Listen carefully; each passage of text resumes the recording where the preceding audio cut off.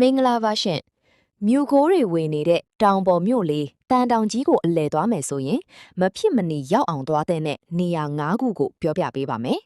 တန်တောင်ကြီးကိုရောက်ရင်အရင်ဆုံးသွားရမယ့်နေရာကတော့နော်ဘူးဘောတောင်ပါပေ4000ကျော်အမြင့်မှာရှိပြီးတိမ်ပင်လယ်တွေကိုအနီးကပ်မြင်တွေ့ရမယ့်အပြင်ကရင်ပြည်နယ်ရဲ့အလှတရားကိုတဝါကြီးခန်းစားနိုင်တဲ့နေရာဖြစ်ပါတယ်မြို့လေးရဲ့ပတ်ပတ်လည်မှာစိမ့်ဆိုနေတဲ့လက်ဖက်ဆိုင်ခင်းတွေရှိပါတယ်။ဒီနေရာမှာလက်ဆက်တဲ့တောင်ပေါ်လက်ဖက်ရည်ကိုမီးဆိုင်ရင်တဘာဝတရားရဲ့အေးချမ်းမှုကိုအပြည့်အဝရရှိနိုင်မှာပါ။တမိုင်းဝင်အဆောက်အဦတွေကိုဝါသနာပါရင်တော့လက်ဖက်ရည်စက်ရုံဟောင်းဒါမှမဟုတ်ရဲတိုက်ကြီးစီသွားကြည့်တဲ့မှာတဲ့။ကိုလိုနီခေတ်ဘေးသူကလက်ရာတွေနဲ့ကြောက်တုံးနံရံကြီးတွေကတင့်ကိုအတိတ်ကာလစီခေါ်ဆောင်သွားပါလိမ့်မယ်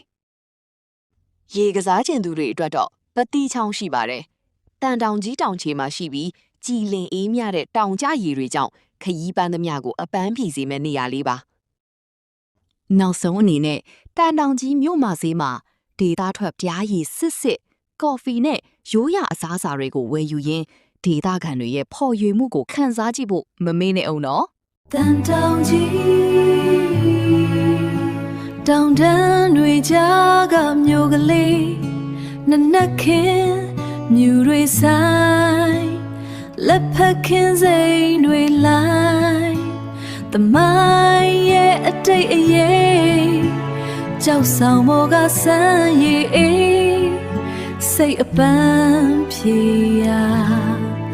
တန်တောင်ကြီး